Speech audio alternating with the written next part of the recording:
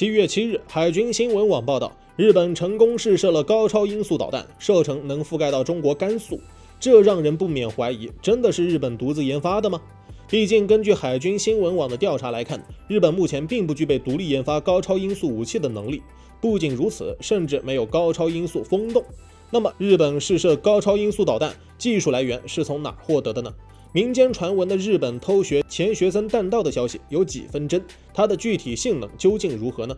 日本试射的这款导弹名为岛屿防卫用高速滑空弹，也被称为是超音速滑翔弹。研发这一导弹的目的就是为了攻击可能入侵日本偏远岛屿的敌军。虽然说这个名字还是挺响亮的，但是日本这次试射的只不过是基础版本的 Block 1型，它的最大射程范围只有500公里。而像完整版的 Block 2型，它的最大射程范围能够达到3000公里。在这样的对比之下，日本试射的高速导弹就像是没长大的小孩一样。在技术上，日本试射的超高速导弹装配了一个单锥体外加4伏弹翼的气动外形的无动力高超音速滑翔飞行器，光是这一飞行器重量就达到了350千克，整个超高速导弹的重量在4吨左右。当然了，跟重达几十吨的战略核导弹相比，超高速的重量已经算是比较迷你的了。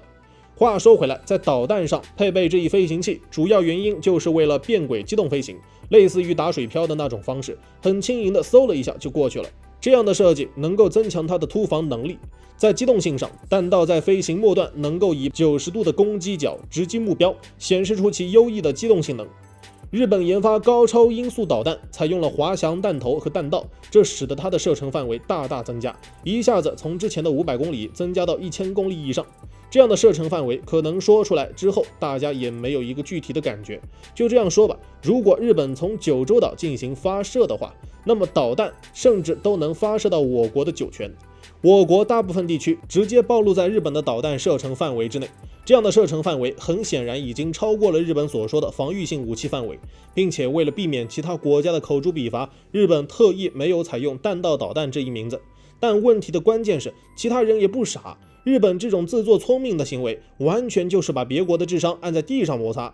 除此之外，在发射和部署上配备了8×8轮式导弹发射车和指挥车，能够使导弹的部署和发射变得更加灵活。导弹的发射车尺寸小于18米长，2.5米宽，3.8米高，重量小于36吨。每辆导弹发射车上都会携带2个导弹发射箱，在发射箱内可以装载1枚导弹。从上述内容可知，日本这次试射的超高速导弹仍旧采用的是单级固体燃料火箭发动机，并且在型号上也是比较基础的款式，它的射程范围也没有太远。但是尽管如此，这款高超音速导弹的性能也远远超出了日本所声称的只是为了进行防御，它的存在已经完全超出了防御性武器的范畴，并且还给我国带来了不小的威胁。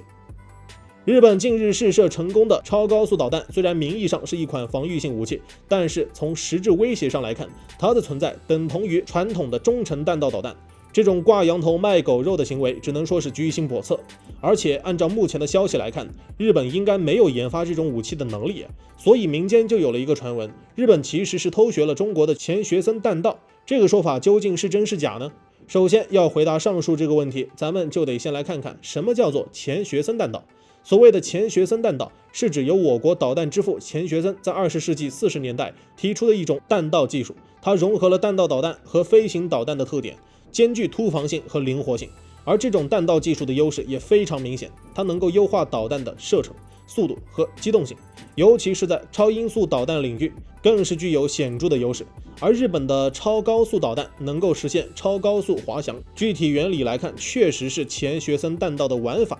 因此，要说日本偷学我国的钱学森弹道，其实也是有些道理的。毕竟他们确实在一定程度上借鉴了我国的技术成果。其实，提高本国的军事实力，换作是任何一个爱好和平的国家，咱们都会表示衷心的祝贺。但是这个国家唯独不能是在历史上作恶多端的日本，尤其是作为战败国、失去军事自主权的日本。不知道日本什么时候才能够明白，在现在和平的大环境中，再想靠着以往的军事手段崛起，已经是不可能了。更何况现在的中国也不再是从前的中国。每天嗨科普，我是闪电哥，咱们下期见。